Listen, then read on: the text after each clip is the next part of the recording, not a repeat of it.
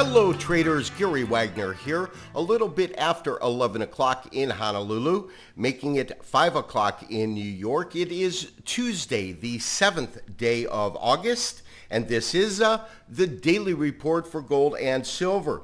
In quiet trading, we do have the precious metals across the board trading higher today, although in terms of percentage gain, silver is certainly maintaining the lead in this move up. Currently, we're up about 80 cents on the day in gold. Currently, we're trading at 1611.12. We have a low of 1607 and a high of 1619.50. Silver showing a nice gain on today's trading, up almost 1 full percent. As you can see, currently trading just above $28 per ounce, trading at 28.07. The high is 28.34 and the low is 27.71. Traders, I want to start off today's show by looking at a much shorter term chart than we typically do. This is a 2-hour chart. It is in Henkin-Ashi format, and as you can see, it is of COMEX gold. Let me go ahead and blow that up just a little bit. And here's what we've been talking about, and here's what my current observations are. Of course, when we look at major resistance, 1620 here, 1630 right in here. This is the band that we have been unable to take out. You can see these series of tops right in here and here. As the marketplace moved down, it did find very good support. It found that support in terms of the level 1590. And the interesting thing about 1590 is that the old level of support was about 1580, and that's moved up from 1560. What we are witnessing is a series of higher lows in the marketplace. Consider this. When we look at the market, and this is back June and July, our lows have consistently gone up, and I'm trying to get them around the body of the candles rather than the extreme lows, so we get a better read on really the trading range itself. And there can be no doubt when we take a look at the market in this way, we have had that series of higher lows. However,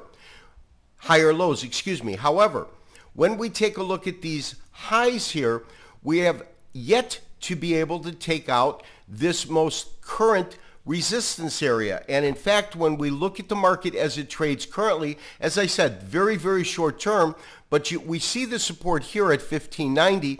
As the market trades up, it does find resistance right at around 1615, and now the candles on a short-term basis have gone and turned red again.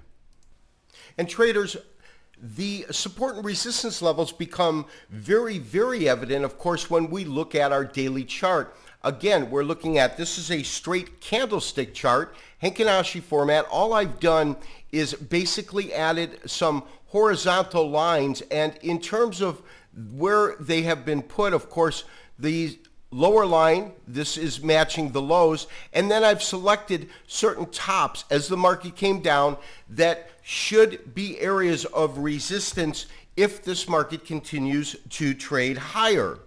Let me go ahead and blow that up for us, and you'll get a better idea of what I'm looking at.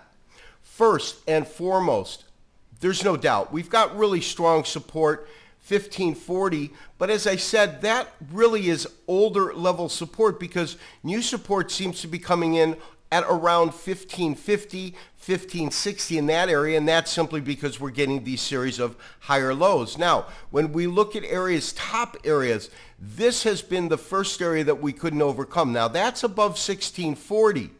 If we take and move or copy one of our horizontal lines and then paste it, we will see that as we draw this line down to our current top, and that's at around, call it 1630, you can see that it does match in a couple of areas in terms of historical references. And what I mean by that is, as a technician, all we really can do is look at how the market reacted at this particular level at times in the past and see if we can draw any inferences or any kind of correlation to give us a sense or a feel for how strong or weak a particular support or resistance level might be. So when we take this next level, and this is the level we have not been able to take out, this is roughly 1630 to 1635, what we can see is when we look at historical data points or references to it, we can see that there is an abundance of data in this area that can really support how strong of a resistance area it is here. You can see it being very supportive right back here. This is back middle of March. This, of course, is April. Very, very supportive. As the market came down, it did tend to form a base as it's formed down here. And then you can also see, as the market came off of the record top in gold, and that's this area right in here, as the market traded lower, of course, it did come down. This is that 1520 low right in here. But you can see that the bulk of the trading activity was supportive of this particular price point. And as I say, that is above $1,600. Market, of course, then trades higher. It's got two different peaks in the market, both roughly just around $1,800 per ounce. The first time that it fell, not only did it fall through this, it fell hard. As you can see, look at the size of the gaps that we get in these bodies right in here. Finds a tentative bottom, comes up, and then this is really the first time that this supportive area becomes resistance. That's right in here. Cannot take it out, and it then makes a play. This is that secondary or double bottom that we see in the market. Of course, the market then tracks back up to 1800, as you can see, just shy of the first top after coming off of this record top of 1920. And then as the market comes down, unlike the first time it sold off hard from being at 1800, where it just kind of really dropped through and this became resistance, it attempted to find some supportive activity right in this area. As you can see, you have a couple of points in which the market genuinely trades below, but for the most part was able to hold this as a supportive price point. And then we got some real resistance at this next level, this being 1680, and this being, of course, 1700 right in here.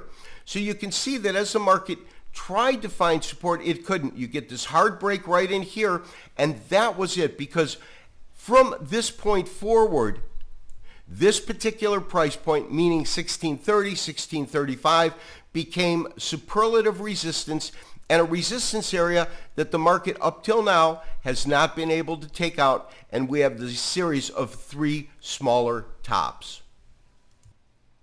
You know, traders, gold, more so than silver, has been extremely, extremely sensitive, of course, to a dollar, the US dollar, because that's what it's paired against. And we're looking at a daily chart continuous contract. And the key right now is this level just at above 84. That seems to be really strong resistance in the dollar.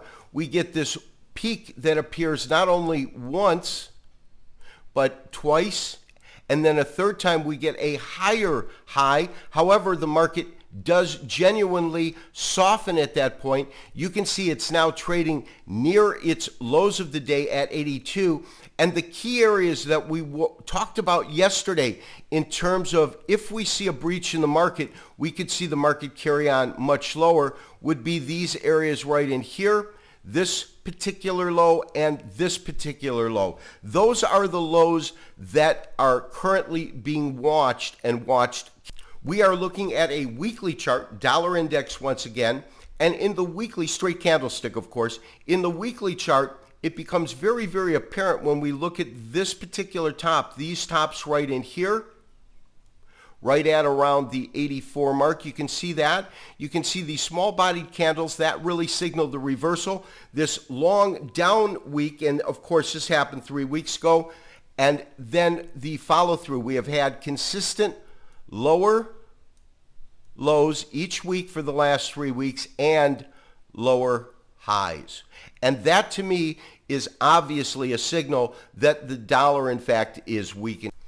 You know, we were stopped out, obviously, a little bit prematurely on our last trade. There were some profits that we left on the table, but the key was we did have profits. We took profits, but maybe not as much as we should have.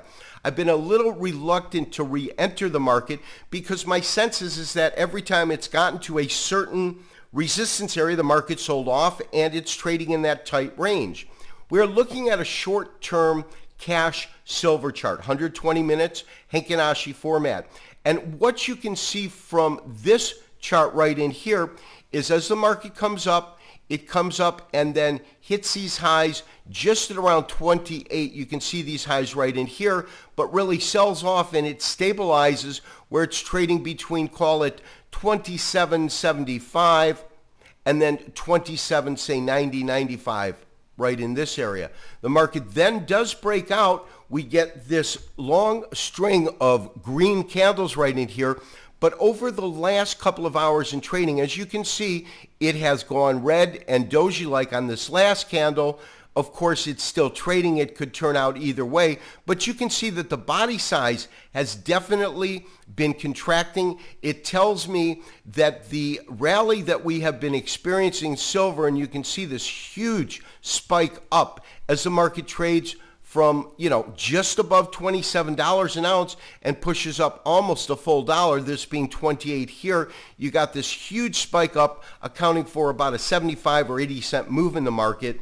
And then it kind of consolidated before pushing up again. The question is obviously, is the market going to consolidate in this area, trade sideways for a little bit as we saw here?